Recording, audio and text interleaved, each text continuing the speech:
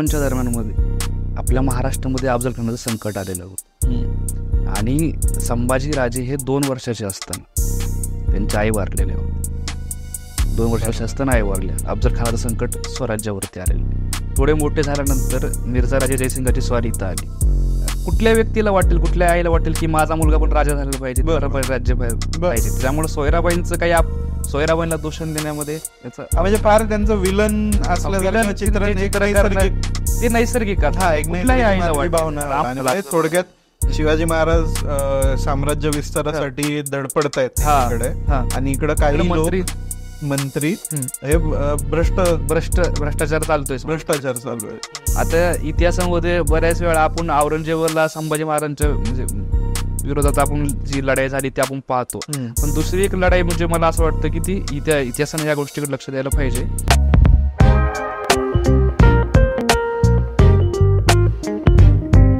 नमस्कार. इंडी रेडिओ आणि इंडी जर्नलच्या इंडी चॅट या कार्यक्रमात तुमचं पुन्हा एकदा स्वागत. आपण इतिहासाकडे जेव्हा बघतो, आता सध्या इतिहास म्हटलं की वाद हा त्याच्याशी जोडून येणारा शब्द वाटावा इतकं ते नातं घट्ट झालेलं आहे. इतिहासाबद्दल अनेक मतमतांतर असू शकतात. जगाच्याच इतिहासात अनेक प्रवाह इतिहासाकडं वेगळ्या दृष्टीनं पाहतात आणि त्यातून अनेकदा मांडणी बदलते, मांडणीतून अन्वयार्थ बदलतात. आणि अशाच पद्धतीनं महाराष्ट्राच्या बाबतीत घडलेली गोष्ट म्हणजे मराठा साम्राज्य हे जे महाराष्ट्राचं मूलभूत एक अस्मितेचं केंद्रस्थान आहे, त्याच्या भोवती पण अनेकदा वेगवेगळे जी इंटरप्रिटेशन्स आहेत ती इतिहासाच्या मांडणीमधून आलेली आहेत. तर या सगळ्या प्रवाहांमध्ये आता एक नवीन लेखकांचा प्रवाह, इतिहासासंबंधात लिखाण करणाऱ्या नवीन होतकरू तरुणांचा एक प्रवाह निर्माण होतोय. आणि त्यातली काही नावं म्हणजे केतनपुरी असतील, मराठा पातशाह लिहिणारे, आणि त्याचसोबत माझ्यासोबत आज आहेत सुशांत उदवन. वेलकम. तर सुशांत यांनी छत्रपती संभाजी महाराजांबद्दल सविस्तर संशोधन केलेलं आहे. त्याच्याबद्दल एक स्मारक ग्रंथ देखील त्यांनी संपादित केलेला आहे. आणि त्यानिमित्तानं आपण 11 तारखेला संभाजी महाराजांचं जे बलिदान आहे किंवा त्यांची जी हत्या करण्यात आली त्या दिवसाचं त्यांचं पुण्यस्मरण म्हणून आपण तो दिवस पाळतो. तर त्यानिमित्तानं आपण त्यांच्याशी चर्चा करणार आहोत. तर सुशांत, वेलकम इंडी जर्नलमध्ये. सर्वप्रथम धन्यवाद तुमच्या चॅनलचे की मला इथं बोलण्याची तुम्ही संधी दिली. त्याबद्दल खूप आभारी आहे. तर येते 11 मार्चला छत्रपती संभाजी महाराजांचा बलिदान दिवस आहे. बरोबर. तर त्या अनुषंगाने इथं तुम्ही चर्चा करण्यासाठी बोलू त्याबद्दल खूप खूप धन्यवाद पुन्हा एकदा. तर मला सुशांत हे विचारायला आवडेल की आपण बाकी विषयांकडे येऊच, संभाजी महाराजांभोवती जे काही धोकं एका अर्थाने आहे त्याच्याकडे येऊच आपण. पण मला हे विचारायला आवडेल की संभाजी महाराजांचा जन्म जेव्हा होतो तेव्हा काय आसपास ते कुठल्या वातावरणात वाढत आहेत, मला त्याच्याबद्दल थोडंसं जाणून घ्यायला आवडेल. की शिवाजी महाराज आपले वडील असणं आणि त्या घरामध्ये जन्म घेणं आणि त्या मराठा साम्राज्याच्या उदयासोबत एका अर्थाने त्याच्या प्रवासासोबत तुमचा प्रवासही असणं सुरू. बरोबर. हे कसं असलं असेल संभाजी महाराजांचं बालपण, जन्म? छत्रपती संभाजी महाराजांचा जन्म 14 मे 1657 झालेला पुरंदर किल्ल्यावर.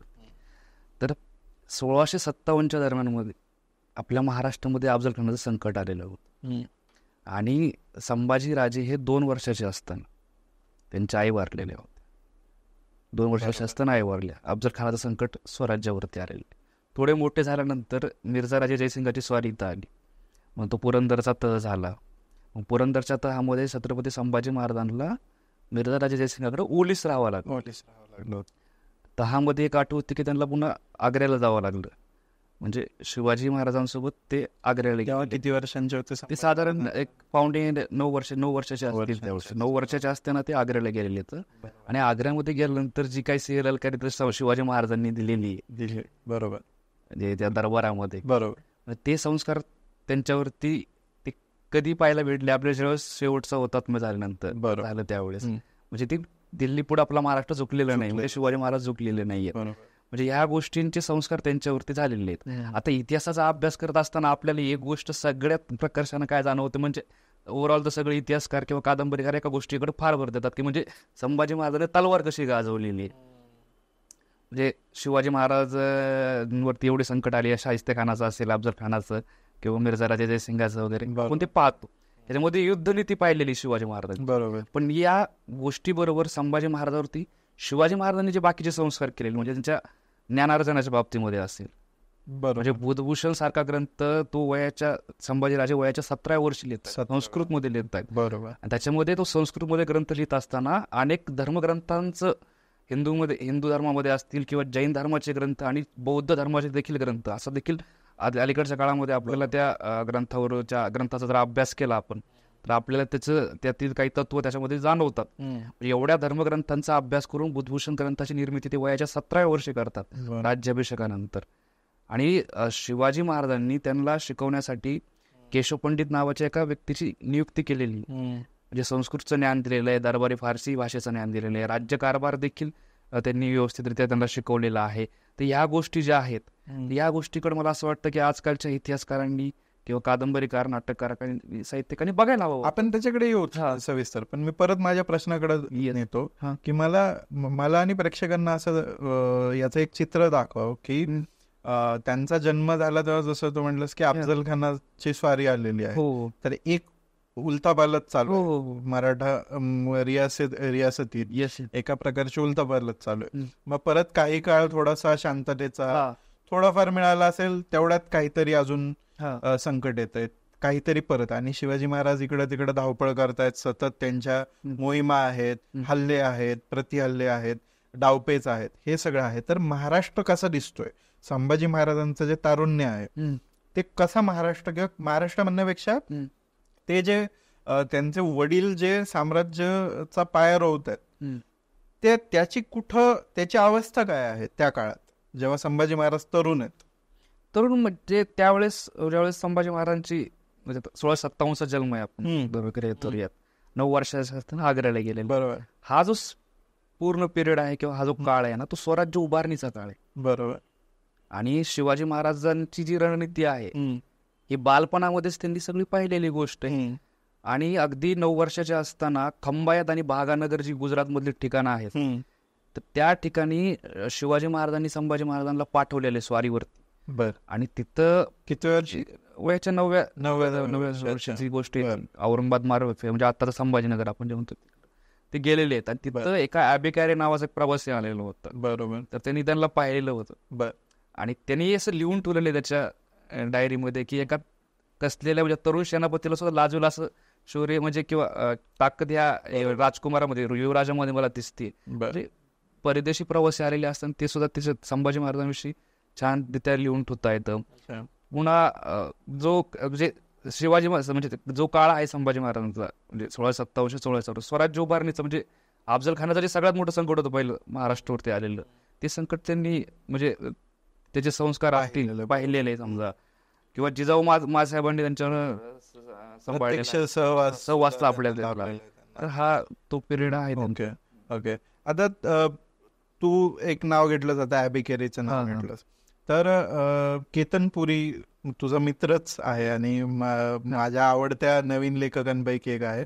तर त्याच्या पुस्तकात त्याने एक प्रयत्न केला आहे की चित्रांमधून शिवाजी महाराज खरंच दिसायचे कसे, किंवा त्यांचं वेशभूषा खरंच कशी होती, आपण नाटकात बघतो तशी होती का, त्यांचे केस कसे होते, नाक कसं होतं, डोळे कसे होते, उंची किती होती, याचा एक अंदाज, एक चित्रण त्यानं उभं करायचा प्रयत्न केलाय. खूप सुंदर त्यानं ते केलेले. तर तशा प्रकारे अशा वर्णनांमधून संभाजी महाराजांची शरीरयष्टी किंवा त्यांचं जे दिसणं आहे त्याच्याबद्दल काय समजू शकतो? संभाजी महाराजांचं जे पहिलं वर्णन आपल्याला पाहायला भेटतं ना, ते आग्राच्या भेटीमध्ये भेटतं. म्हणजे मिर्झा राजा जयसिंगाचा जो मुंशी होता परकालदास म्हणून, तर त्याने फार सुंदर वर्णन केलेलं आहे की शिवाजी राजांसारखाच हा मुलगा दिसतो, गोरा बमटा आहे वगैरे वगैरे, ते लहानपणीचं वर्णन आहे. त्यानंतर म्हणजे एवढं काय असे वर्णन काही सापडत नाहीयेत म्हणजे की शरीरयष्टी बद्दल आपण काय म्हणावं. पण जी चित्र सध्या उपलब्ध आहेत त्यातली सध्या 2 चित्र पारसनी संग्रहातली आपल्या छत्रपती संभाजीनगरच्या विद्यापीठामध्ये आहेत ती सध्या. एक चित्र ब्रिटिश म्युझियम लंडन मध्ये आहे अजून 2 चित्र इथं अहमदनगरच्या म्युझियम मध्ये देखील आहेत. तर त्या चित्रांवरती आपण त्यांचा एक अंदाज लावू शकतो की कशी शरीरयष्टी असली पाहिजे. पण जे काही आत्ताच्या काळामध्ये व्याख्याते असतील किंवा कीर्तनकार असतील जे त्यांना म्हणजे 70 किलोची तलवार उचलतात त्यांचं नाव संभाजी वगैरे, या गोष्टींना काही अर्थ नाहीये, शक्य नाहीये वगैरे अशा गोष्टी. तर एक नॉर्मल वेट जे असतं माणसाचं आपलं, समजा आपण एक अंदाज लावू शकतो की 60-70 किलोचा व्यक्ती. पण मी असं विचारतो की समजा आता शिवाजी महाराजांचं शिवाजी महाराज भेटतात तेव्हा त्यांची उंची फार नव्हती, ते काटक होते, शरीरानं काटक होते, घोडेस्वारी करून त्यांचं शरीर काटक झालं होतं एवढी युद्ध सततची पाहून, आणि त्यांची त्वचा रखरखीत होती पण तेज होतं चेहऱ्यावर, असं वर्णन तर तसं त्या मानानं तर नाही तसं, म्हणजे असं काही तसं काही वर्णन संभाजी महाराजांबद्दल उपलब्ध नाही. पण असं एक म्हटलं जातं की ते जास्त दष्टपुष्ट होते किंवा जास्त असणार युवराज, म्हणजे त्यांना थोडीशी ती सवड जी मिळाली शिवाजी महाराज. म्हणजे वर्णनामध्ये जर सांगायचं झालं ना, तर आपण एक गोष्ट असं सांगू शकतो की संभाजी महाराजांना व्यायामाची चांगली सवय होती. व्यायामाची सवय म्हणजे शृंगारपूरच्या मुक्कामामध्ये असताना त्यांनी खूप व्यायाम केलेला आहे, सराव केलेला आहे. म्हणजे ह्याची खूप ठिकाणी, म्हणजे परमानंद काव्यम नावाचं एक काव्य आहे, त्याच्यामध्ये एक स्पष्ट उल्लेख आहे संभाजी महाराजांनी व्यायाम केलेला आहे, धनुर्विद्येची साधना केलेली. अशा प्रकारचे वर्णन भेटतात. व्यायाम करणारा व्यक्ती त्या अंदाज लागू शकतो की आपल्याला किती माणूस व्यक्ती दष्टपुष्ट असला पाहिजे, व्यवस्थित ह्याचे वर्णन आणि पुरावे उपलब्ध आहे त्या गोष्टींचे. आता मग संभाजी महाराजांच्या आयुष्यातला एक खूप महत्वाचा टप्पा येतो, मला असं वाटतं की तो म्हणजे शिवाजी महाराजांचा मृत्यू. आणि त्याच्या आधीची काही गोष्टी घडल्या, त्याच्याबद्दल अनेक मतमतांतर आहेत की संभाजी महाराज शिवाजी महाराजांचा विश्वासघात केला त्यांनी, किंवा असं मुघलांना जाऊन मिळाले वगैरे वगैरे, अशा प्रकारच्या अनेक वदंता झालेल्या आहेत. तर तो जो त्यांच्या आयुष्यातील घालमेलीचा कालावधी आहे आणि शिवाजी महाराजांच्या मृत्यू पर्यंतचा काळ आहे, त्याच्यात काय घडते त्यांच्या आयुष्यात? आता हा जो काळ आहे ना, खरंच म्हणजे आतापर्यंत म्हणजे इतिहासकार असतील किंवा कादंबरीकार, साहित्यिकार, म्हणजे शिवाजी महाराजांचा इतिहास राज्याभिषेकापर्यंत सांगायचा, शिवराज्याभिषेकापर्यंत, तोपर्यंत शिवाजी महाराज संभाजी महाराज ठीक आहे संबंध व्यवस्थित. पण त्याच्या पुढे ज्या घटना घडत गेलेल्या तिथं खरी कस लागते इतिहासकारांची की मांडायची. कारण ज्यावेळेस गृहकला उभा राहतो शिवाजी महाराजांच्या कुटुंबामध्ये, आता 1657 साली संभाजी महाराजांचा जन्म, 1670ला राजाराम राजांचा जन्म आहे. म्हणजे वारस म्हणून जर 1670 पर्यंत आपण जर पाहिलं तर संभाजीराजे हे स्वराज्याचे वारस आहेत पुढचे, ही गोष्ट ठीक होती. 70ला राजाराम राजांचा जन्म झाला, म्हणजे दुसरा पुत्र शिवाजी महाराजांचा. तिथून पुढं मग जो वारसासाठी संघर्ष आहे तो चालू झाला. आता सोयराबाईंना या सर्व कट कारस्थानांमध्ये ह्या मंत्र्यांनी गुंतवलेलं आहे. आता कमल गोखले एका ठिकाणी असं म्हणतात त्यांच्या ग्रंथामध्ये की कुठल्या व्यक्तीला वाटेल, कुठल्या आईला वाटेल की माझा मुलगा पण राजा झालेला पाहिजे, राज्य पाहिजे. त्याच्यामुळे सोयराबाईंचं काही सोयराबाईंना दोषण देण्यामध्ये म्हणजे फार त्यांचं विलन असलं चित्र ते नैसर्गिक रामायणामध्ये आपण रामायणापासून पाहिलं की रामायणापासून पाहतोय, पण त्यांचं काही त्याच्यामध्ये आपण त्यांना पूर्णपणे असं विलन उभं करणं हे फार चित्र चुकीचं आहे. पण हे करत असताना म्हणजे जी काही बाकीची मंत्री मंडळ आहेत, अण्णाजी दत्तो आहे, सोमाजी दत्तो, हिरोजी फर्जंद, ही बाकीची जी मंडळी किंवा बाळाजी प्रभू चिटणीस, तर ह्यांची जी कारस्थानं आहेत ना, ही झाकली गेली मागच्या काही काळामध्ये, तर ती झाकली गेली. आणि सोयराबाईंना पूर्वीच्या नाटकांमध्ये खूप विलन करून दाखवलं गेलं. मग ते संभाजी महाराजांना त्याच्यामध्ये अशा बदनामी केली गेली की संभाजी महाराजांनी सोयराबाईंना भिंतीत चिरून मारलेले, बरोबर, असं चित्र उभं केलं. पण आता अलीकडच्या काळामध्ये वासी बेंद्रे, कमल गोखलेंनी संशोधन केलेलं आहे. आता अण्णाजी दत्तो बद्दलचा मुद्दा इथं आला म्हणून तुम्हाला सांगतो की जॉन फ्रायर नावाचा एक परकीय प्रवासी इथं आलेला होता. तर त्यांना स्पष्ट लिहून ठेवलेलं आहे मंत्र्यांबद्दल की आता त्यांनी ते वाक्य इथं सांगणं थोडं ठीक नाही राहणार, पण त्याने असं एक त्यात वाक्य टाकलेलं आहे की फार लबाड जात आहे म्हणून. अच्छा, तो असं म्हणतो. आपण याच्याकडे येऊया, पण मी परत म्हणतो की आता हे आलं शिवाजी महाराजांच्या मृत्यू नंतरचा काळ. मी म्हणतो की शिवाजी महाराजांच्या अगोदरच्या गोष्टी, आधीच्या गोष्टी थोडस की ते जे पूर्ण प्रकरण आहे की संभाजी महाराजांनी दगा दिला होता का शिवाजी महाराजांना, ह्याच्याबद्दलचं जे आहे किंवा दगा म्हणजे काय, जे काय त्यांच्यामध्ये वाद. संभाजी राजे हे दिलेर खानाकडे गेले, ही गोष्ट सत्य आहे. बर. वासी बेंद्रे आणि कमल गोखलेंनी आणि आपली जी छावा कादंबरी आहे शिवाजी सावंतांनी सुद्धा एका ठिकाणी नमूद करून ठेवलेलं आहे की कुठल्याही इतिहासकारानं की संभाजी महाराजांची बाजू या बाबतीत तरी घ्यायला नाही पाहिजे. बर. कोणती दिलेर खानाकडे ते गेलेले आहेत. कारण शिवाजी महाराजांचं शेवटचं पत्र उपलब्ध आहे की त्यात त्यांनी स्पष्ट निर्देश केलेला आहे. व्यंकुजीराजांना लिहिलेलं पत्र आहे त्याची, म्हणतात की चिरंजीव संभाजीराजे रुसून मोगलाईत गेले होते, घरोब्याच्या रीतीने जसं समाधान करायचं तसं करून त्यांना आम्ही परत आणलेलं आहे. शिवाजी महाराजांनी सांगितलेलं आहे की संभाजीराजे दिलेर खानाकडे गेलेले आहेत, गोष्ट सत्य आहे. परत नंतर ते परत आले. आता मुद्दा असा इथं उपस्थित होतो की परत आल्यानंतर त्यांनी काही घटना ज्या आहेत किंवा काही गोष्टी आहेत ते स्वराज्या विरोधात केलेल्या आहेत का? म्हणजे ज्या लोकांचा असा आरोप असतो की संभाजीराजे हे मोगल दार्जिने, म्हणजे त्यांना मोगलांना जाऊन मिळायचं होतं. मग शिवाजी महाराजांच्या मृत्यूनंतर त्यांना कोण अडवायला होतं महाराष्ट्रामध्ये? जर त्यांना वाटलं असतं तर ते जाऊ शकले असते ना. त्यांना जर वाटलं असतं की मी औरंगजेबाकडे जाईल, ह्या दक्षिणेचा पूर्ण सुभ मला औरंगजेब मिळवून देईन, मी तर राज्य करेल, मी तर राहू शकेन, जर त्यांना खरं वाटलं असतं तर ते गेले असे. नंतर पक्ष फोडला असतं, वाटलं असतं तर केलं असतं की नाही त्या गोष्टी, पण तसं काही झालेलं नाही. मुळात त्यांचं दिलेर खानाकडे जाण्याचं एक माझं कारण मला असं वाटतं की जे स्वराज्यात ह्या मंत्र्यांनी जी काही त्यांची काय म्हणतो आपण थोडक्यात घुसमट, म्हणजे शिवाजी महाराज कर्नाटकाच्या मोहिमेवरती जात आहेत, तिथे मी त्यांना सोबत घेऊन गेलेलं नाही. आणि शिवाजी महाराज स्वराज्यातून दूर असताना रायगडवर देखील त्याला ठेवलेलं नाहीये, दूर शृंगारपूरला ठेवलेलं आहे. बरोबर. तुम्ही शृंगारपूरला जाऊन राहायचं.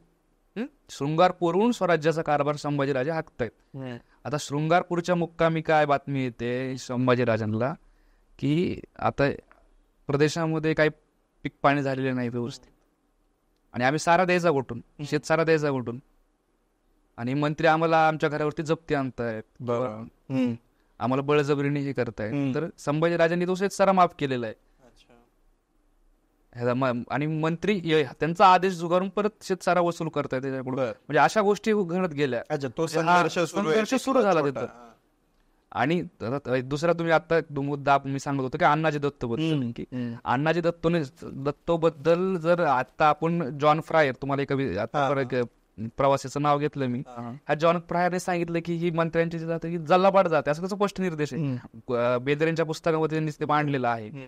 इंग्रज जे होते, म्हणजे राजापूरचे वकार असेल किंवा मुंबईचे वकार असेल, ह्याचे सुद्धा ह्या अण्णाजी दत्तबद्दल खूप नाराज होत्या. आणि डचांच्या ज्या वाखारी होत्या, तर डच सुद्धा असं म्हणतात की अण्णाजी दत्तूला पुढच्या कारस्थानामध्ये संभाजीराजांनी मारलं, कारण त्यांना मारण्याचा प्रयत्न केला होता संभाजीराजांना, म्हणजे सॉरी अण्णाजी दत्तूंनी संभाजीराजांना मारण्याचा प्रयत्न केला होता. आणि आम्ही खुश आहोत अण्णाजी दत्तूला मारलं म्हणून. म्हणजे डच वाकरवाले सुद्धा असं एक आपल्या आधीच्या चर्चेत तुम्ही असा एक उल्लेख केला होता की ते लाच मारत होते काही मंत्री, तर ते काय, म्हणजे तसा उल्लेख म्हणण्यापेक्षा तसे काही शेरे येतात आपल्याला पाहायला मिळतं की आपल्याला की लाचखोरपणा सुरू झाला. आणि थोडक्यात शिवाजी महाराज साम्राज्य विस्तारासाठी धडपडतायत इकडे, आणि इकडे काही मंत्री हे भ्रष्टाचार चालू आहे. तर अशा गोष्टी आपल्याला म्हणजे त्या प्रकारच्या वरून आपल्या इंग्रजी रेकॉर्ड्स मध्ये पाहायला मिळतात. आता याच कालावधीत मला वाटतं, जसं शृंगारपूरचं तुम्ही नाव घेतलं, तर त्याच काळाबद्दल असंही म्हटलं जातं संभाजी महाराजांचं सगळ्यात मोठं जे चारित्र्य हनन आहे ते स्त्रियांवरून केलं गेलेलं आहे. तर मला वाटतं याच काळामधली गोष्ट, युवराज काळखंडातली.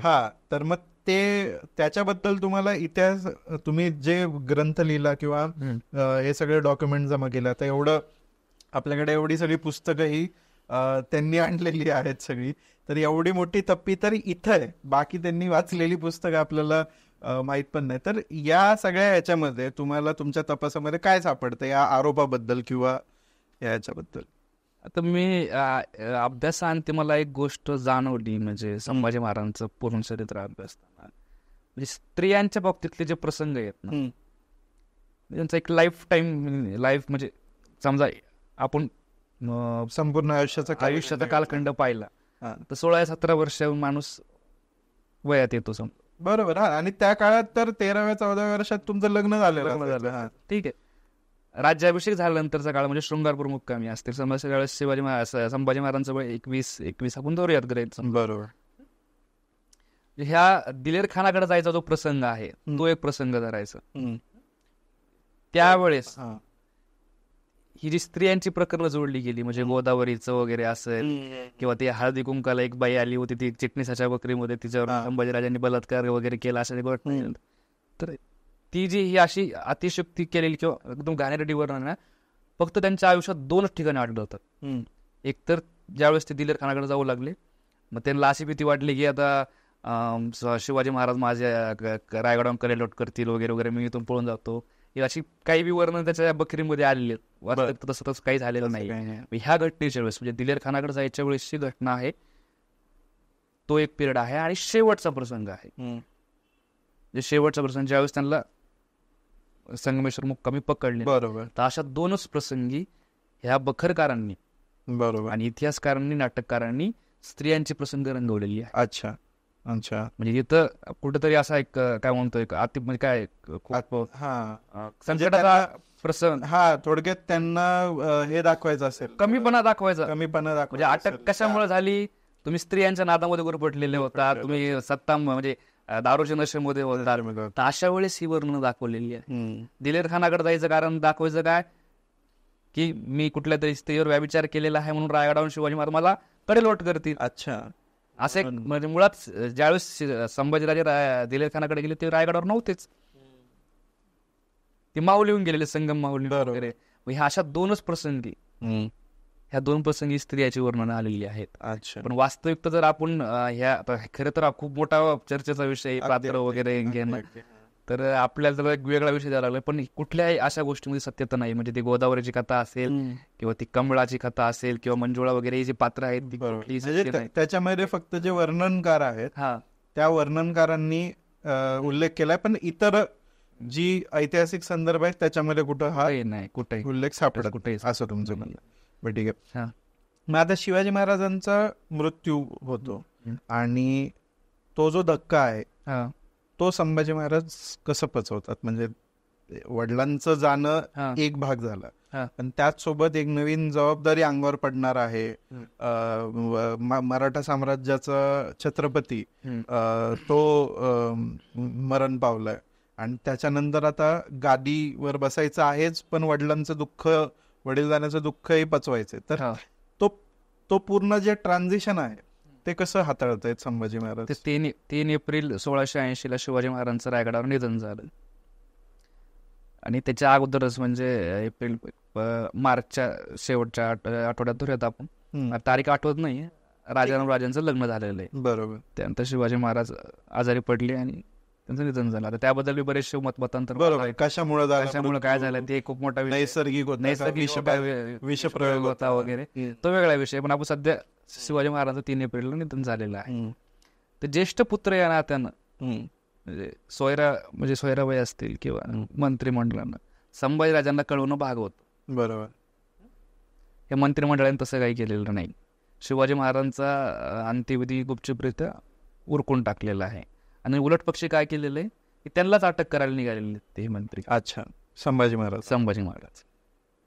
आणि ही गोष्ट हंबीरराव मोहितेंना कळते. हंबीरराव मोहिते त्यांना हंबीरराव मोहितेंना मदत मागतात मंत्री की तुम्ही आमची मदत करा या कटकार म्हणजे संभाजीराजांना अटक करण्यामध्ये. आणि हंबीरराव मोहिते त्यांना अटक करून पन्हाळगडावरती नेतात संभाजीराजांच्या पुढात. आता एखाद्या व्यक्तीच्या म्हणजे जगातल्या सगळ्यात आपल्या आवडत्या व्यक्तीचं, आपल्या हृदयाच्या जवळच्या व्यक्तीचं निधन झालेलं आहे आणि त्या व्यक्तीच्या देहावरती किंवा समाधीवरती आपल्याला 4 फुलं सुद्धा अर्पण करायला भेटू देऊ नये. बरोबर. किती राग यायला पाहिजे एखाद्या व्यक्तीला. बरोबर. संभाजी महाराजांनी त्यावेळेसच खरं तर या लोकांना हत्तीच्या पाय द्यायला पाहिजे. बरोबर. तसं काही केलेलं नाही. ह्यांना अटक केली, रायगडावर घेऊन आले, नंतर त्यांना सुटका केली आणि आता शिवाजी महाराजांचं आज अकाली निधन झालेलं आहे आणि औरंगजेब इकडं महाराष्ट्रात येणार आहेत. बरोबर. एवढं मोठं संकट आपल्याला थोपायचं आहे. बरोबर. त्यावेळेस शांत रीतीने म्हणजे कुणाचाही बळी न देता, कुणालाही शिक्षा न करता, कुठलाही रक्तपात न करता. मध्यंतरी तुम्ही तो किस्सा एक गाजला होता म्हणजे पुस्तकाचा की रक्तपात केला वगैरे रेनेसॉन्स गिरीश कुबेरांच्या पुस्तकामध्ये स्वराज्य मिळवण्यासाठी तुम्ही रक्तपात केलेला, कुठलाही रक्तपात झालेला नाही. 1680 1680 शिवाजी महाराजांचं निधन झालंय आणि हिंदू धर्माच्या प्रमाणे तख्त खाली ठेवता येत नसतं कुठल्याही राजाचं वगैरे. बरोबर. पण संभाजी महाराजांनी काय केलं, तात्पुरतं मंच करून घेतलेलं. बर. आणि राज्याभिषेक सोहळा नंतर 16 जानेवारी 1681 केलेलं आहे. म्हणजे आपण एक वर्षभर म्हणजे 7-8 महिन्यांनी नंतर केलेला आहे. जोपर्यंत स्वराज्य स्थिर स्थावर होत नाही बरोबर तोपर्यंत राज्याभिषेक करून घेतलेला नाही. मग ही जी रणनीती म्हणजे ही जो राज्यकारभार आहे किंवा ही जी नीती आहे ना, ही शिवाजी महाराजांकडून शिकलेली. आणि त्यांना जे रागीट वगैरे संभाजी महाराजांना म्हणलं जातं उग्री प्रकृती वगैरे काही नाही. तर त्यांना राग आला असता मंत्र त्यावेळेस त्यांनी मारून टाकलं असतं, पण तसं काही केलेलं नाही. अत्यंत शांत दिमागाने आणि त्यांनी सर्व कटकारस्थान जे आहे झालेलं ते हाताळलेलं आहे. त्यांच्या त्या काळातल्या ज्या भावना आहेत किंवा त्यांचं जे वर्तन आहे त्याच्याबद्दल काही वर्णन आहे का उपलब्ध, की आता हे जसं मंचकारोहण तात्पुरतं केलेलं आहे तर त्याच्यानंतरच्या पत्रांमध्ये वगैरे काही उल्लेख सापडतो का, की वडिलांबद्दलचा किंवा वडिलांबद्दलचं नाही, पण वडिलांबद्दलचं वर्णन सापडतात.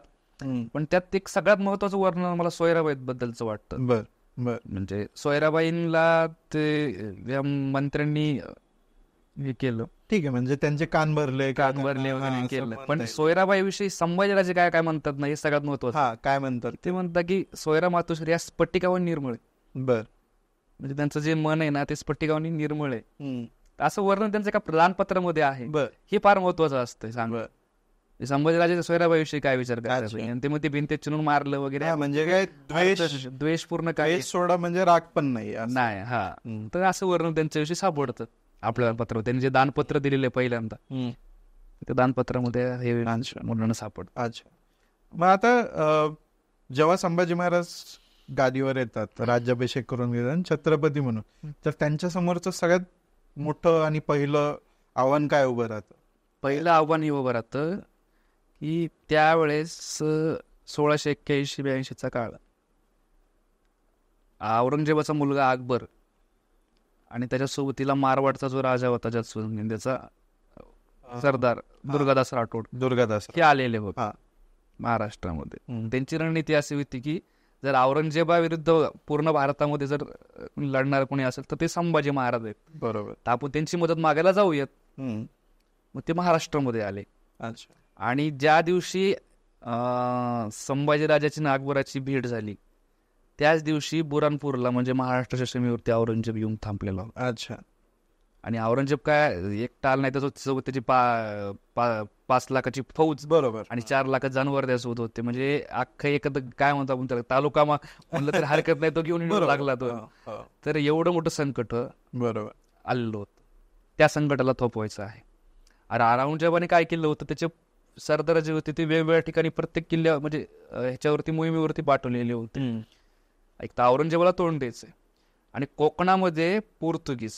आता इतिहासामध्ये बऱ्याच वेळा आपण औरंगजेबाला संभाजी महाराजांच्या म्हणजे विरोधात आपण जी लढाई झाली ती आपण पाहतो. पण दुसरी एक लढाई म्हणजे मला असं वाटतं की ती इतिहासाने या गोष्टीकडे लक्ष द्यायला पाहिजे, इतिहासकारांनी सुद्धा, की पोर्तुगीजांनी किती उपद्व्याप केलेला आहे कोकणच्या भागामध्ये. म्हणजे ती फोंड्याची लढाई जी झालेली ज्याच्यामध्ये कृष्णाजी कंकाचा मृत्यू झालेला, यशाजी कंकाचा जो मुलगा होता तो मृत्यू झालेला, त्याच्यामध्ये या पोर्तुगीजांनी खूप त्रास दिलेला आहे. पोर्तुगीज आहेत. अच्छा. त्याच्यानंतर कोकणामधले आणि आपल्या स्वराज्यामधले जे वतनदार आहेत म्हणजे जे फितूर होऊ लागले, इंग्रजांना थोपवायचं आहे. आणि याहून दुष्ट म्हणजे याच्याहून दुसरी गोष्ट म्हणजे कर्नाटकामध्ये जे काही पाळेगार आहेत, म्हणजे कर्नाटकात 2दा स्वाऱ्या केल्या संभाजी महाराज, त्यांनाही तोंड द्यायचं आहे. आणि सगळं त्यांनी एक त्यांची हयात 8-9 वर्षाची राज्याभिषेकानंतर एवढं सगळं करायचंय. आणि वय वर्ष किती असेल त्या माणसाचं त्यावेळेस? 22-23 वर्ष. बरोबर. आता माझं वय 25 आहे फक्त, मला सांगतोय. नाही, 22-23 वर्षी आता लोक घराची जिम्मेदारी सुद्धा ते आपल्या खांद्यावर घेत नाही. एवढी स्वराज्याची जिम्मेदारी त्यांच्या खांद्यावर पडलेली, कसं तोपलं असेल त्या बरोबर. आपण विचार करायला पाहिजे ना की नाही. आणि ह्याच्याहून सगळ्यात मोठी गोष्ट म्हणजे स्वतःच्याच आजूबाजूला वावरणारे, आपल्याच अन्नामध्ये विष घालणारे मंत्री आहेत. आणि या फितरूला सुद्धा ओळखायचंय. बरोबर. कसं तोंड दिलं असेल ते.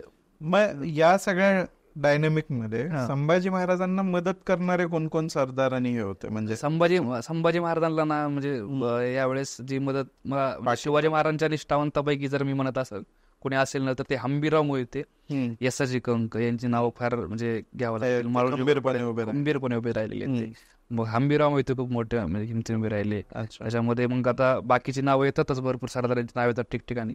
माळोजी गोरपडेचं नाव येतं. यसाजी कंक सुद्धा शिवाजी महाराजांसोबत होते, ते शेवटपर्यंत पोंड्याच्या लढाईमध्ये स्वतः होतेच. अशी बरीचशी नाव येतात त्यांच्या इतिहासामध्ये जे निष्ठेने राहिले शेवटपर्यंत. म्हणजे हंबीरराव मोहिते सुद्धा सरजा खानासोबत जेव्हा युद्ध झालं त्यावेळेस तोफेचा गोळा लागून ते वारले, म्हणजे त्याचा मृत्यू झाला. आणि मालोजी गोरपडेंचं पण तेच झालं. बरोबर.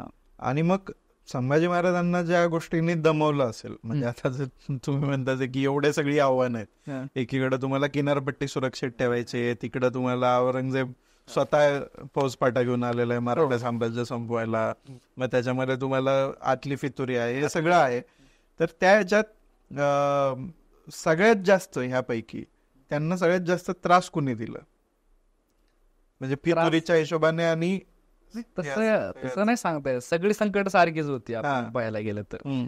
पण कसे फितुरी म्हणजे आता ती पन्हाळगडावरती झालेली जो शेवटचा कट झाला, म्हणजे शेवटचा म्हणजे अण्णाजी दत्तो जो केला शेवटचा, बरोबर, की माशाच्या अन्नामधून, इंग्रजी रेकॉर्ड असं सांगते की मत्स्य अन्नातून त्यांना विष देण्याचा प्रयत्न केलेला आहे. हे कारस्थान अण्णाजी दत्तोच आहे. अण्णाजी दत्तोने हे कारस्थानं घडून आणली होती. या कारस्थानात संभाजीराजांना विष देऊन मारून टाकायचं आणि पूर्ण राज्य जे आहे राजांना गादीवर बसवायचं आणि ते अकबराच्या हवाली करायचं, अर्ध राज्य अकबराच्या हवाली करायचं, असा अण्णाजी दत्तोचा प्लॅन होता. आता आत्ताच्या घडीला काही इतिहासकार आहेत, काही मंडळी आहेत की ते म्हणतात की एक कट कारस्थान कवी कलशाने घडून आणलेलं आहे, असाही आरोप होतो आत्ताच्या काळामध्ये. मग त्या लोकांना माझं असं सांगणं आहे की डॉक्टर कमल गोखलेंनी ज्यांनी PhD केली संभाजी महाराजांवरती, डच रेकॉर्ड अभ्यासली होते. तर त्या डच रेकॉर्डमध्ये स्पष्ट निर्देश असा आहे की अण्णाजी दत्तोने राजांना गादीवर बसवून संभाजीराजांना मारण्याचा प्रयत्न केला, स्पष्ट निर्देश आहे. अण्णाजी दत्तोने सगळं कट कारस्थान घेऊन टाकलं. आणि शेवटी जे पहिलं कारस्थान झालं शिवाजी महाराजांच्या मृत्यूच्या वेळेस, त्यांना न सांगता वगैरे अंत्यविधी, म्हणजे संभाजीराजांना न सांगता अंत्यविधी वगैरे ओळखला, त्यावेळेस माफ केलं. नंतर सुद्धा त्यांना स्वराज्यामध्ये मुजुमदार पदावर घेतलेला दत्तोला. पण तिसरं कारस्थान हे जीवावर बेतलेलं आहे. शेवटी मग त्यांना शिक्षा करावी लागली. बरोबर. मग हत्तीच्या पायी दिलेली त्यांना. बरोबर. त्यांचा जो विषप्रयोग होता तो त्यांना ते माशाच्या अन्नामधून त्यांना सेवन करायच्या आधी कळलं त्यांना.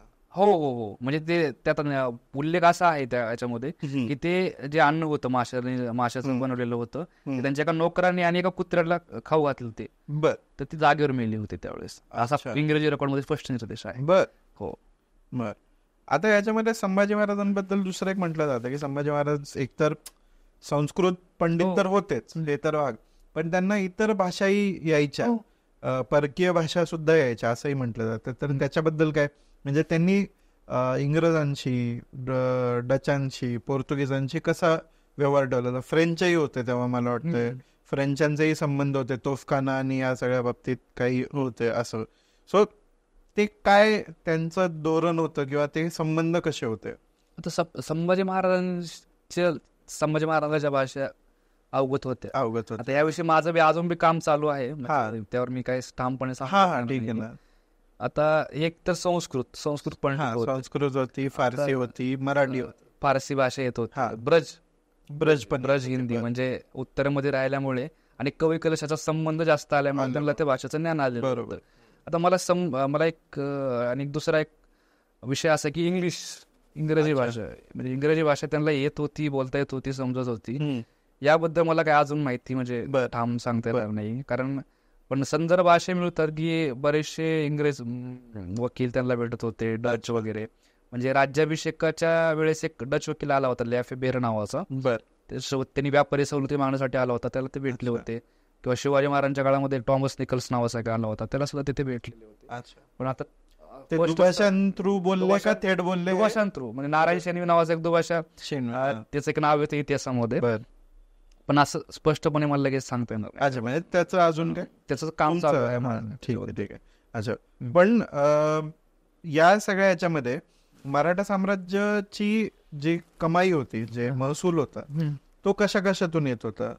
जकात, म्हणजे इंग्रजां निर्याती आयात निर्याती माल जो होता इंग्रजांकडे, त्याचे कुठले मार्ग होते? म्हणजे एक नाणेघाटाचा मार्ग असेल कोकणामध्ये. आता व्यापारी, म्हणजे व्यापारी मार्ग, बंदर जी होती त्याच्यामध्ये मग तो अरबांचा व्यापार चालायचा, पोर्तुगीजांचा, डचांचा. तुम्ही मला एक काहीतरी इंटरेस्टिंग सांगितलं होतं की अरब व्यापाऱ्यांशी जे संबंध होते. अरबांसोबत चांगले संबंध त्यांचे होते. म्हणजे एक अंजदीव बेट होतं, तर तिथं अरबांना वखार स्थापन करायची होती, असा संदर्भ भेटतो. पण पोर्तुगीजांनी त्यांना विरोध केला होता. सो म्हणजे स्पर्धा अरब, पोर्तुगीज, ब्रिटिश आणि डच यांच्यामध्ये स्पर्धा या किनारपट्टीवर. शिवाजी महाराजांच्या काळात सुद्धा अरबांचे आणि चांगले संबंध होते त्याच्या संदर्भ. म्हणजे मस्कत, ओमान या ठिकाणी व्यापार चालायचा. अच्छा, म्हणजे आपल्या ह्याच्यात कोकणामधून मस्कतला, ओमानला. तर शिवाजी महाराजांच्या काळामध्ये त्याचे संदर्भ भेटतात आपल्याला. मी थोडस विषयांतर वाटेल कदाचित, पण मला खूप इंटरेस्ट आहे या गोष्टीवर. त्यामुळे स्वतंत्र की मला असं विचार केला तर वाटतं की आता नेहमी आपण केरळचा उल्लेख बघतो, तेव्हा प्राचीन काळापासून मसाले वगैरे, मसाले, कापूस, म्हणजे आपण रेशीम वगैरे जे म्हणतो, रेशीमचा वगैरे. तसं मग महाराष्ट्रातली जी बंदरं होती प्रमुख, आता वसई असेल, राजापूर असेल वगैरे, हे सगळं, तर तिकडून नक्की काय जात होतं? कुठं आपले रेशीम वगैरे फार, रेशीम वगैरे किंवा बाकी मसाले वगैरे तिकडून येत होते. अच्छा, असं भेटतात आपल्या संदर्भ. अच्छा, ठीक आहे. मग आता आपण थोडस याच्याकडे येऊया की संभाजी महाराजांच्या त्यांचं पकडलं जाणं आणि त्याच्या भोवतीचा जो पूर्ण कालखंड आहे त्याच्याकडे थोडंसं येऊया. की संभाजी महाराजांनी सलग युद्धच केलेली आहेत त्या काळात, अनेक एकामागून एक युद्ध केलेले आहेत, आणि त्यांचे काही विश्वासू सरदार त्यांच्यासोबत आहेत. पण एवढं सगळं असताना, म्हणजे हे या प्रकारे त्यांनी अनेक वेळा शिकस्त दिलेली आहे, हे सगळं आहे, तर याच्यात एक पात्राचा उल्लेख येतो ज्याचं तुम्ही आता नाव काढलं, कवी कलश. या पात्राचं नाव येतं. तर असं अनेक हे आहेत की त्यांच्याबद्दल जे काय वाईट आहे किंवा त्यांच्याबद्दलच्या ज्या वाईट सवयी त्यांना जोडल्या गेलेल्या आहेत, तर त्याला सगळ्याला कारणीभूत हा कवी कलश होता. तो त्यांना बिघडवत होता, तो त्यांना, आणि नंतर शेवटी तो त्यांना फितूर पण झाला, असं सुद्धा म्हटलं जातं. तर हा घटनाक्रम थोडासा. तर कवी कलश आहे ना, या कवी कलशाचा पहिला संबंध येतो ना शिवाजी महाराजांच्या आग्रा भेटीपासून. म्हणजे 1666 पासून कवी कलश हा संभाजी राजांसोबत आहे असं म्हणायला हरकत नाही. तसे पुरावे आहेत आपल्याकडे. म्हणजे राजस्थानी रेकॉर्ड्स जे आहेत त्याच्यामध्ये स्पष्टपणे निर्देश कवी कलशाचा येतो. तर तेव्हापासून तो सोबत आहे. आणि राज्याभिषेकाच्या अगोदर तो इकडं महाराष्ट्रामध्ये आला असावं असा एक संदर्भ भेटतो. आता उत्तरेतून आलेला एक व्यक्ती हा, आणि इथं आल्यानंतर तो संभाजी महाराजांचा एकदम निकटवर्तीय होतो. निकटवर्तीय होण्याची कारण बी आपण जर पाहिली ना, तर जिथं स्वराज्यातले आपल्याच बातीतले मंत्री आपल्याला फितरून आपल्याला मारण्याचा प्रयत्न करतात, तिकडून उत्तर बाहेरून आलेला हा व्यक्ती आहे, तो आपल्याला राज्यकारभारामध्ये मदत करतोय, सर्व गोष्टींमध्ये मदत करतोय, हे इथल्या लोकांना, म्हणजे इथल्या मंत्र्यांना खूप सत होतं. म्हणून त्या गोष्टीचा राग म्हणून संभाजी महाराजांच्या चरित्रामध्ये सगळ्यात जास्त जर कुठल्या पात्राची बदनामी केली असेल तर ती कवी कलशाची. सगळ्यांनी बदनामी केलेली, खूप बदनामी केलेली. पण आपण जर संभाजी महाराज पूर्ण चरित्र अभ्यासलं आणि राज्यकारभारातल्या गोष्टी वगैरे पाहिल्या, धोरणं वगैरे पाहिली, तर कवी कलश हा पुढेच आहे कुठं पण. तिथे संभाजी महाराजांना मदत करण्यामध्ये खूप पुढे आहे तो. आणि जे दुर्गादास राठोड आणि अकबर इथं आले होते, तर त्यांना संभाजी महाराजांसोबत मिळून देण्याचं काम जे आहे ते कवी कलशांनीच केलेलं आहे. त्या दोघांबद्दल थोडीशी अजून माहिती आहे. म्हणजे हे तिघं जे मित्र आहेत, एका अर्थानं मित्रच झाले, मित्रच.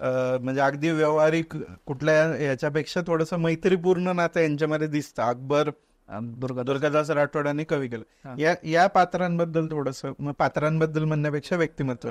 दुर्गादास राठोड जो होता ना, तो मारवाडचा राजा जसवंत सिंग त्याचा सरदार होता तो. आणि तो एका मोहिमेवर असताना, म्हणजे मारवाडचा राजा जसवंत सिंग मेला. त्याची बायको गरोदर होती. लहान मुलाला मग त्यांनी गादीवरती बसवलं, ते औरंगजेबाने बसवलं वगैरे, ते कारस्थान वगैरे ते मोठं आहे. पण नंतर दुर्गादास राठोड हा अकबराला घेऊन दक्षिणेमध्ये आला.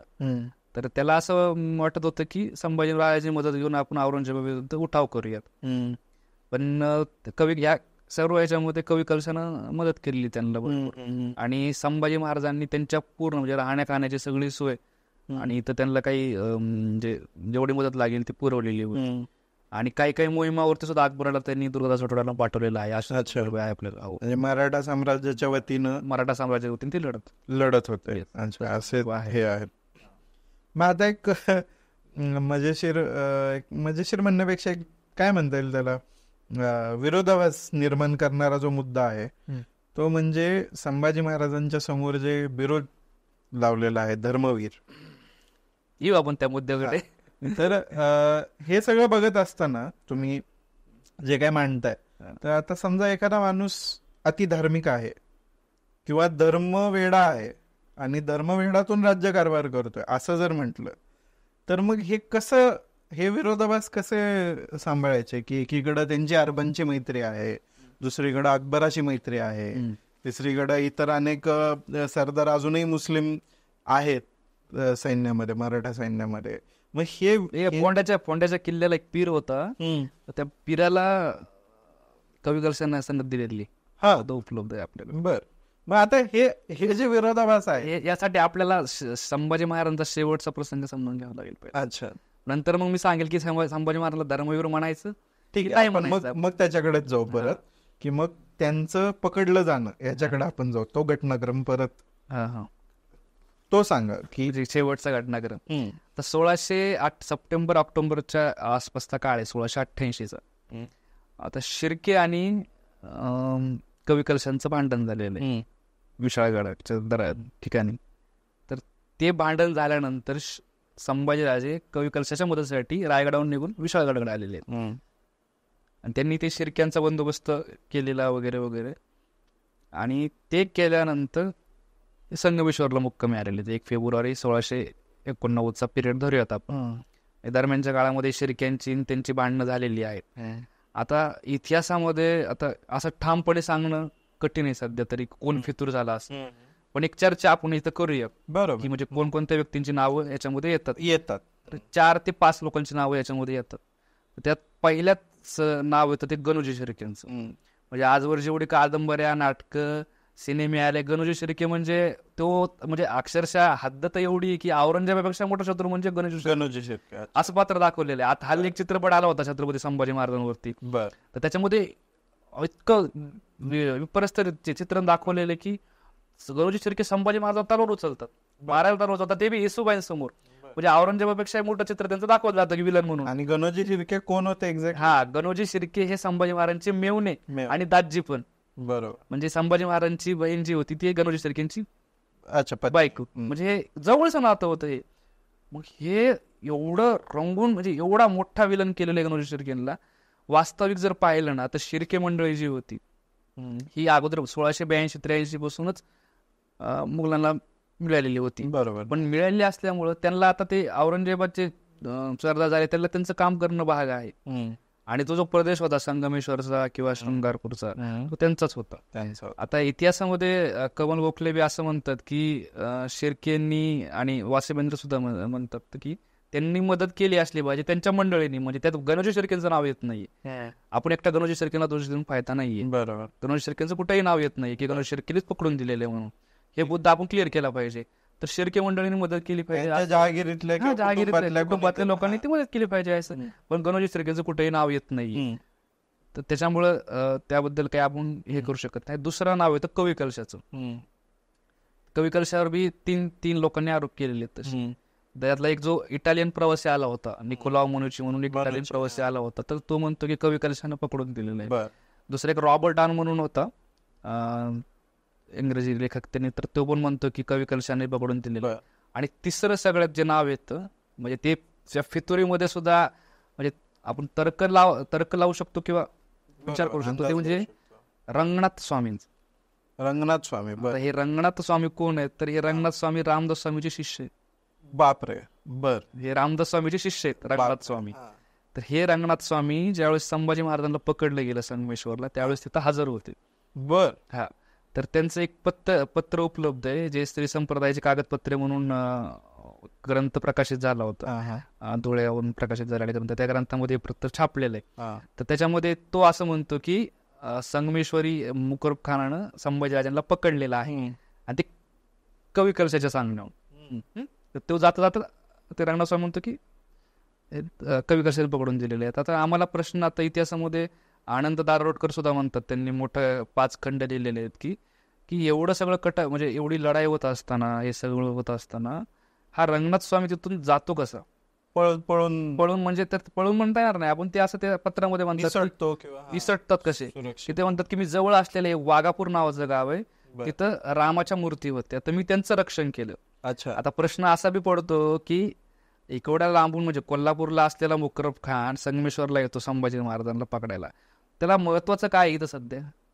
संभाजीराजे महत्वाचे की रामाच्या मूर्ती महत्वाच्या आहेत? बरोबर. छत्रपतीला पकडणं महत्वाचं आहे की रामाच्या मूर्तीत विध्वंस करणं महत्वाचं आहे? तर ही गोष्ट, ती शंका उपस्थित केलेली आहे इतिहासकारांनी. दारोडकर सरांनी त्याबद्दल खूप विस्तृत लिखाण केलेलं आहे, की त्यांचं म्हणणं की ह्यांना वेळ कसा भेटतोय तिथून जाण्यामध्ये. तर ते एक.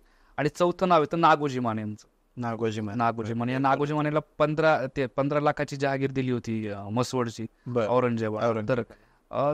तर मुकरब खानाचं सैन्य जे कोल्हापूरवरून इकडे आलं संगमेश्वरला, तर त्या सैन्यामध्ये हे नागोजी माने होते. म्हणजे 1688 सप्टेंबर 1688 दरम्यान तो मुकरब खानाला जाऊन मिळालेले होते, म्हणजे त्या सैन्यामध्ये ते आलेले होते. तर जे वाट दाखवण्याचं काम आहे, म्हणजे संगमेश्वरच्या जे अरण्यामधून, शृंगापूरच्या ह्याच्यामधून, तर नागोजी माने आणि शिर्के मंडळींनी केलं पाहिजे असं मत गोखलेंनी मांडलेले कमल गोखलेंच्या.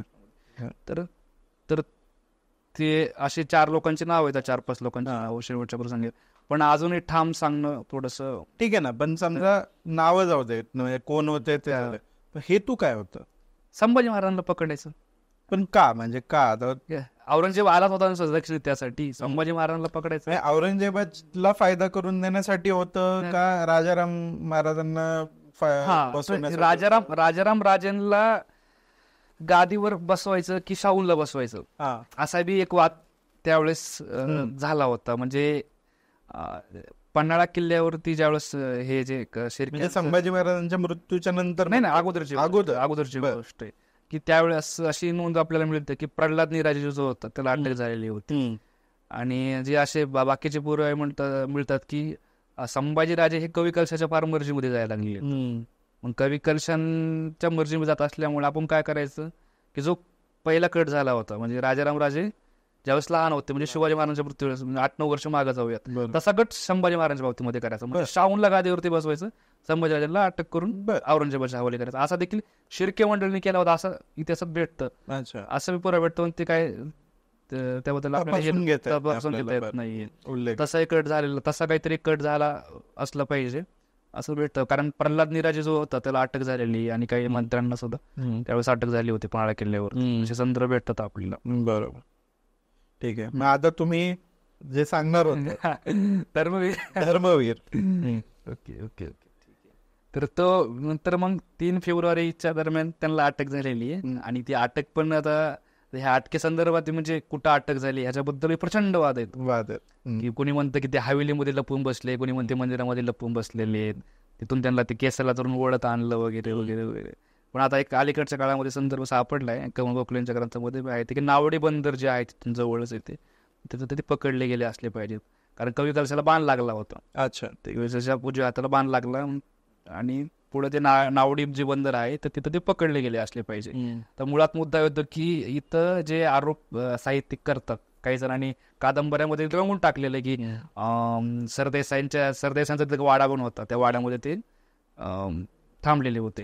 आता संभाजीराजे संगमेश्वरला आलेले आहेत कशाला, हा एक मुद्दा आपण थोडासा त्याच्या अगोदर समजून घेऊयात. की संगमेश्वरला रायगडाकडे जाताना थांबलेले होते. बर. आणि तिथं काही स्वराज्याची कामं होती, म्हणजे निवाडे होते. निवाड. त्याच्यामध्ये 2 निवाडे आपल्याला सध्या सापडतात, म्हणजे ते आरजोजी यादव आणि गिरजोजी यादव यांचा जो वतनाचा निवाडा आहे बर. तो तिथे झालेला आहे. बर. दुसरा एक कृष्णाजी चिमूल म्हणून चोरवण गावचा होता, त्याचा बी तिथं निवाडा झालेला आहे. तशी निवाड्याची कामं होती, स्वराज्याची काम होती, त्यासाठी तिथे थांबलेले होते. अच्छा. आणि सोबत जी मंडळी होती त्याच्यामध्ये मग कवी कलश आहे, मालोजी बाबा घोरपडे आहेत, खंडो बल्लाळ आहे, संताजी घोरपडे आहेत, सगळी मंडळी आहेत. आता ह्याच्यामध्ये मालोजी घोरपडे शहीद झाले तिथं, बर. म्हणजे संघर्षामध्ये. आणि आता आम्ही आमच्या ग्रंथामध्ये ते मांडलेलं आहे. त्यांची समाधी पण तिथं कारबाटले म्हणून जे गाव आहे, थोडंसं 10 किलोमीटर अंतर मागं जावं लागतं घोरपडेंची समाधी. तर प्रवीण भोसले सरांनी ती शोधून काढलेली आहे. तिथे ते म्हणतात की ती त्यांची समाधी आहे, त्यावर संशोधन झालेले. खंडोबाला आणि संताजी घोरपडे ही रायगडाकडे गेली आणि संभाजीराजे नावडे बंदरापाशी पकडले गेले. आणि त्यावेळेस त्यांच्यासोबत सैनिक वगैरे फक्त 400-500 रुपये 400-500 सैनिक असतील, 400-500 सैनिक असे आकडा भेटतो आपला. अच्छा. आणि मग कादंबरीकारांनी रंगवताना मग ते हवेलीमध्ये लपून बसले, सरदेशाच्या वाड्यामध्ये लपून बसले. म्हणजे मला असं वाटतं की संभाजी महाराजांचं एकंदरीत चरित्र पाहतं.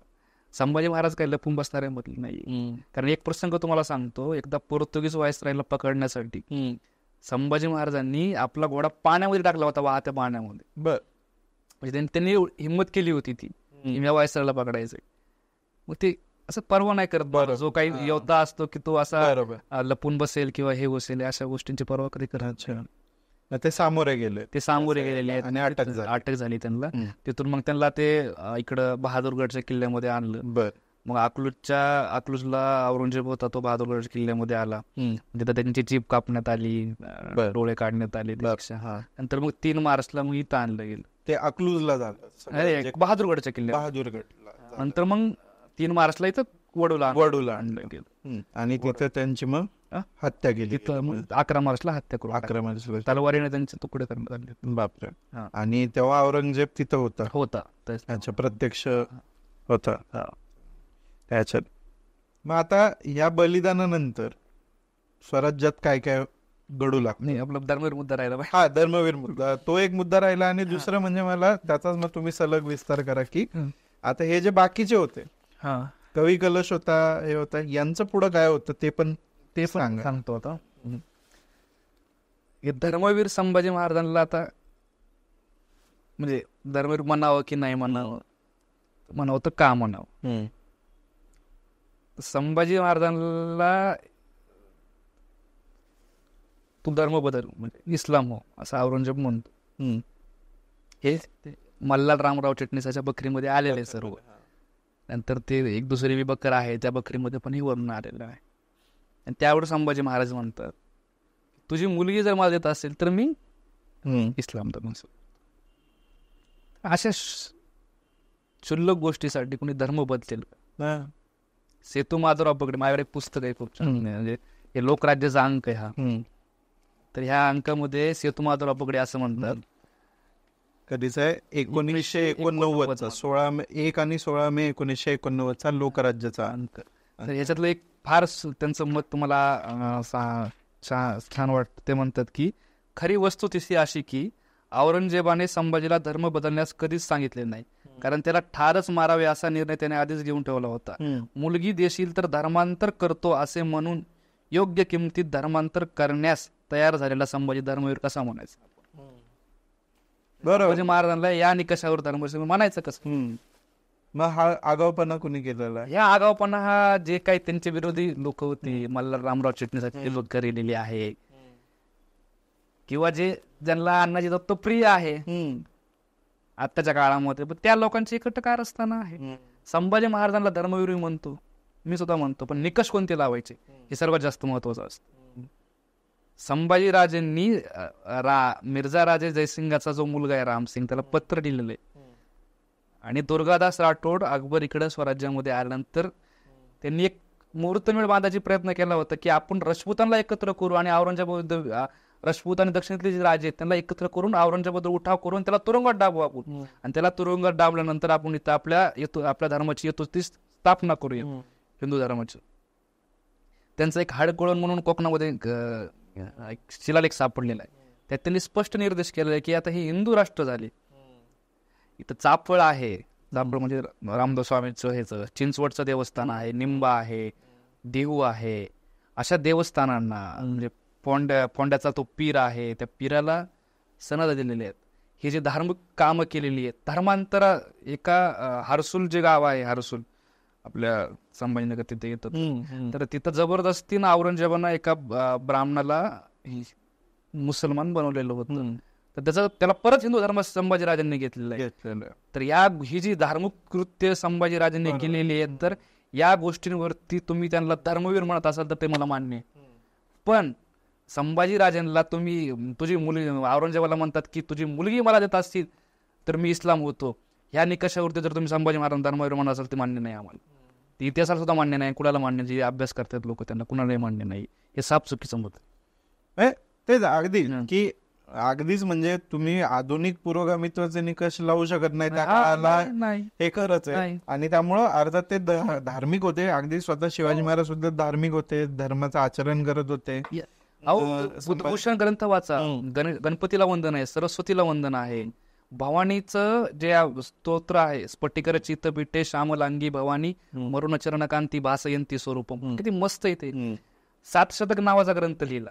तर 7 शतक नावाचा ग्रंथ लिहिल्यानंतर त्याच्या स्टार्टिंगला संभाजीराजे काय म्हणतात की सीता पग नशचंद की भजी के संभ समाज 7 शतक ग्रंथ ही रचियो संतन के हितकाच. म्हणजे सीतेच्या चरणावर जे नख आहे, नखचंद्रांना मी आराधून मी असं वंदन करतो आणि 7 शतक ग्रंथाची रचना करतोय, असं संभाजी महाराज म्हणतात. ह्या गोष्टी ज्या सांगितलेल्या आहेत, ह्या गोष्टी अभ्यासल्या पाहिजे धर्माच्या बाबतीमध्ये, ना की हे धर्म वगैरे या गोष्टीत पडण्यात काही अर्थ नाही. बरोबर.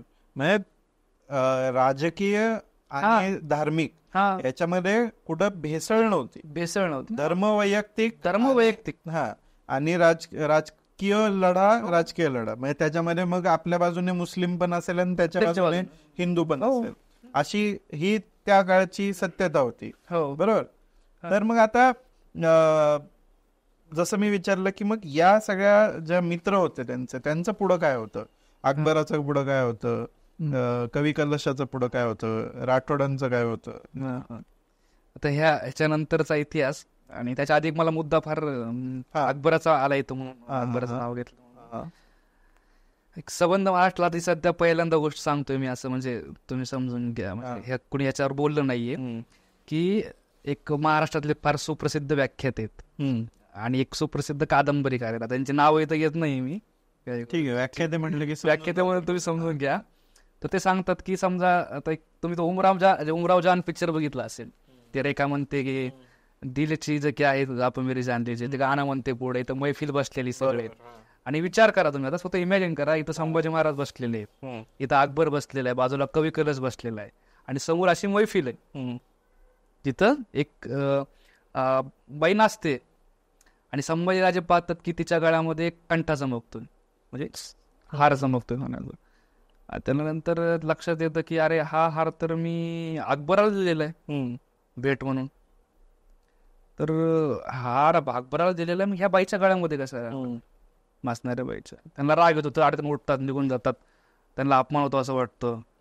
मग हे व्याख्याते आणि कादंबरीकार म्हणतात की एवढा साधा अपमान देखील संभाजीराजांना सहन होत नाहीये, तो संभाजीराजा कसा असेल चारित्र्याच्या बाबतीमध्ये. पण त्यांना हे कळत नाहीये की यातून आपण संभाजीराजांची बदनामी करतोय. म्हणजे हिंदवी स्वराज्याच्या छत्रपतीला तुम्ही मैफिलीमध्ये बसवताय, गाण्याच्या मैफिलीमध्ये बसवताय, जो की प्रसंग घडलेलाच नाही. आता इतिहासात हा जो प्रसंग आहे ना, हा घडला का तुम्हाला सांगतो मी एक नंतर. त्या काळामध्ये औरंगजेबाच्या काळामध्ये अकबर म्हणजे बातम्या वगैरे कोण तिकडे जायच्या, अखबार. तर त्या अकबरामध्ये ह्या गोष्टीची माहिती मिळते. आता तो जो अस्सल पुरावा आहे तो काय सांगतो बघा, की त्यात असं म्हणतात, त्या अकबरामध्ये अशी नोंद आहे ज्यावर हे सगळं रचलं गेलं काव्य गोष्ट, की संभाने एक पवळ्याची माळ व एक हत्ती बंडखोरास भेट म्हणून दिला होता. बंडखोर म्हणजे अकबर. परंतु बंडखोराने एका वेश्येस मुसलमान करून आपल्या घरी ठेवले, म्हणजे आणि तिला माळ वगैरे भेट आणि आलेले जिन्नस वगैरे बक्षीस देऊन टाकलं तिला. ही बातमी समजली, म्हणजे संभाजी महाराज समजली, तेव्हा त्याने बंडखोरास निरोप पाठवला की मी माळ वगैरे तुझ्यासाठी भेट दिली होती आता इथं ही फार गोष्ट महत्वाची, ही बातमी संभाज समजली, म्हणजे ही गोष्ट जी आहे तिथं नाही, संभाजी महाराजांना समजलेली आहे, अनुपस्थितीत नाहीये, त्यांना समजलेली आहे. आणि मी माळ वगैरे तुझ्यासाठी भेट दिली होती. बंडखोराने म्हणजे अकबराने उत्तर पाठवलं की आम्ही बादशाह जे आहोत आम्ही मनाला असेल ते करू. म्हणजे या प्रसंगामध्ये जर तुम्ही पाहिलं तर ह्या गोष्टीमध्ये ही फक्त गोष्ट समजलेली संभाजी महाराजांना. आणि अशा गोष्टीवरती तुम्ही एक संभाजी महाराजांना एका मैफिलीमध्ये बसवताय आणि तुम्ही तुमच्या साहित्यामध्ये या गोष्टी रंगवतायत. काय साध्य करायचं तुम्हाला याच्यामध्ये? सिंपल गोष्ट ही, ह्याच्या अगोदर कोणी ह्या गोष्टीत बोललेलं नाही. मी खूप शोध घेऊन आलो या गोष्टीचा, खरंच प्रसंग झाला असेल का, आणि शोधांती मला असं जाणवलं की ह्याचं काही घडलेलं नाहीये. हे सगळं कल्पोकल्पित आपली रचली गेलेली हे येतो. आणि आता आला मुद्दा तो अकबराचं काय झालं, त्यानंतर मग दुर्गादास आठवड्याचं काय झालं, कवी कलशाचं काय झालं. कवी कलशाला तर मारून टाकलो. आता त्यांना किती त्याच दिवशी म्हणजे त्यांना दोघांना तलवारीने त्यांचे टाकले असं संदर्भ सापडतात. तर 11 मार्च 1689 संभाजी महाराजांची ओढू कोरेगावला हत्या झाली. 25 मार्चला जुल्फिकार खानाचा रायगडाला वेढा पडलेला आहे. रायगडाला वेढा पडल्यानंतर ऑक्टोबरच्या दरम्यान रायगड पडला आणि एप्रिलमध्ये राजाराम राजे तिथून सुटून प्रतापगडाकडे गेले, मग ते जिंजीकडे गेले. बरोबर. आता त्यानंतर त्यावेळेस येसुबाई, शिवाजी महाराजांची एक पत्नी सकवरबाई, शाहू आणि राजाराम महाराजांची एक पत्नी जानकीबाई हे सगळे कैदेमध्ये पडले. त्यांना तिथून रायगडावरून तुळापूरच्या छावणीमध्ये आणलं गेलं. ते तुळापूरच्या छावणीमध्ये गेलं. ही गोष्ट आपल्याला माहिती. मुद्दा इथं असा येतो की कवी कलशाच्या कुटुंबाचं काय झालं, अकबराच्या कुटुंबाचं काय झालं, ह्या कवी कलशाची बायको होती ह्याच्या मुलाचं काय झालं. अकबर 1685-86 दरम्यान निघून गेला इराणला, शाह अब्बासकडे, तिकडचा तो राजा होता. शाह अब्बासचा मुलगा सुलेमान त्याच्याकडे निघून गेला.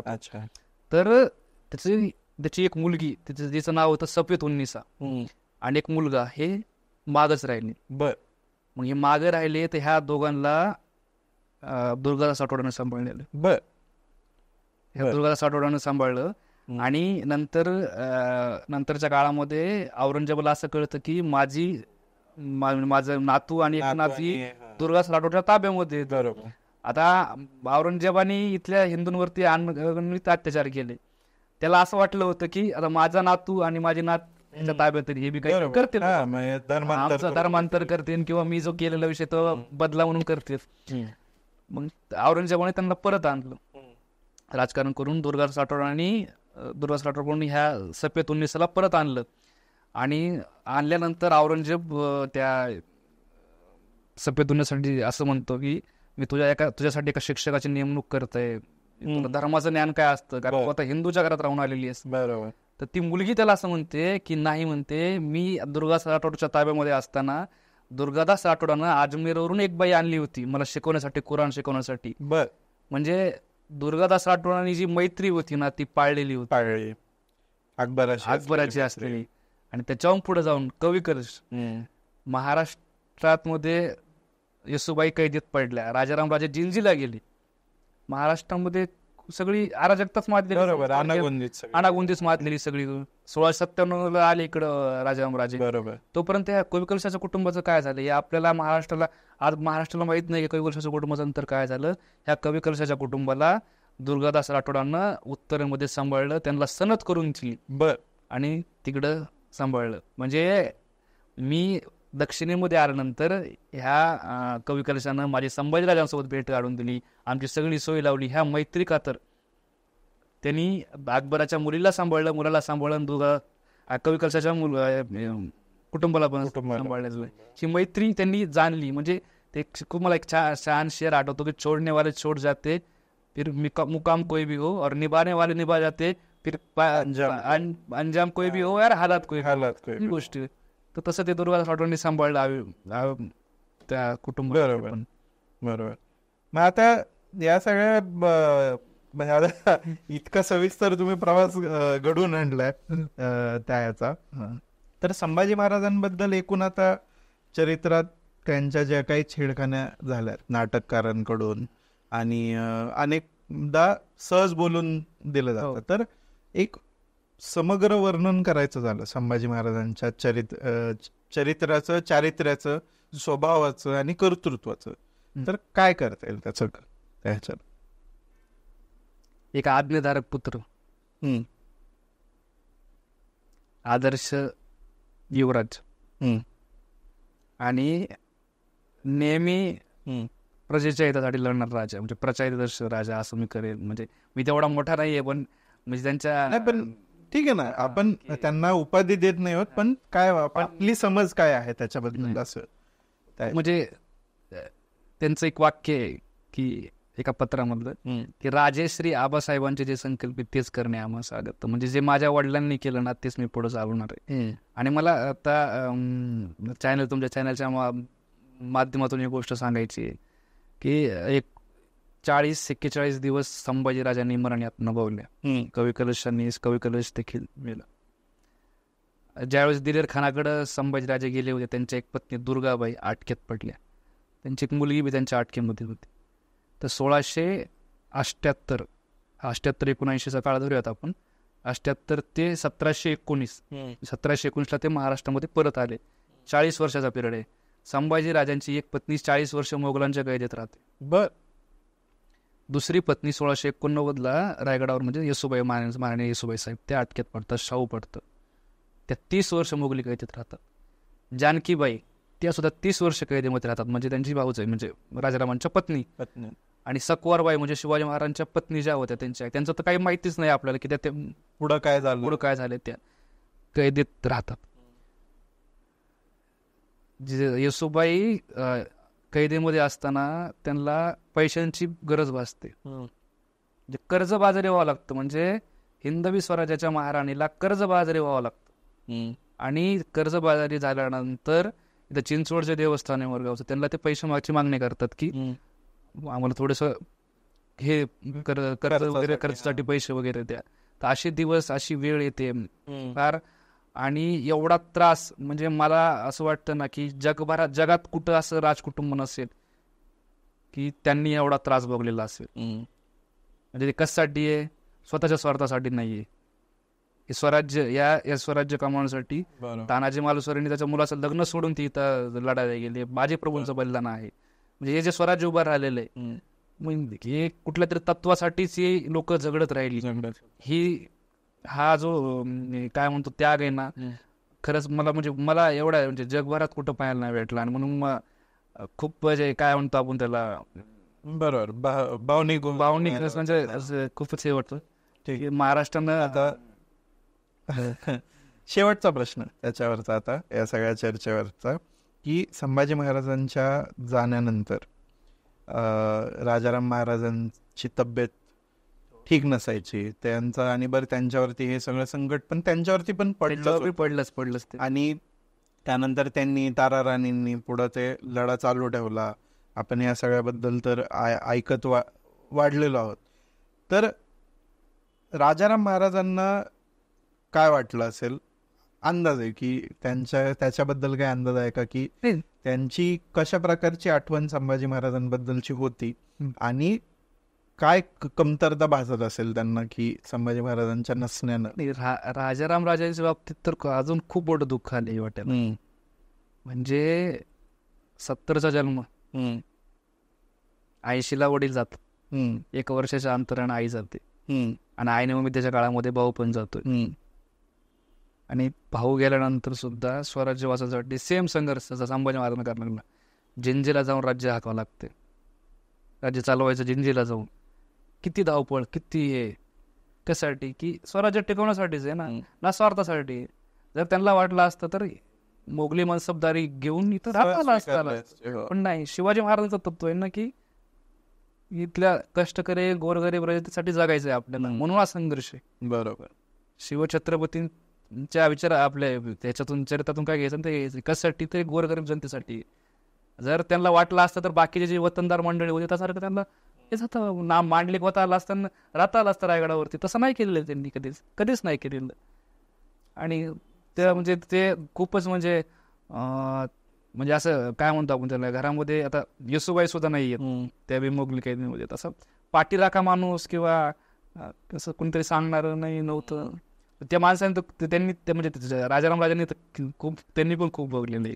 संभाजी महाराजांच्या आठवणीला आतापर्यंत त्यांचं ज्यांनी वर्णन केलं त्यांनी दुसरा अन्याय केला असं म्हणता येईल का त्यांच्यावरती, संभाजी महाराजांवरती?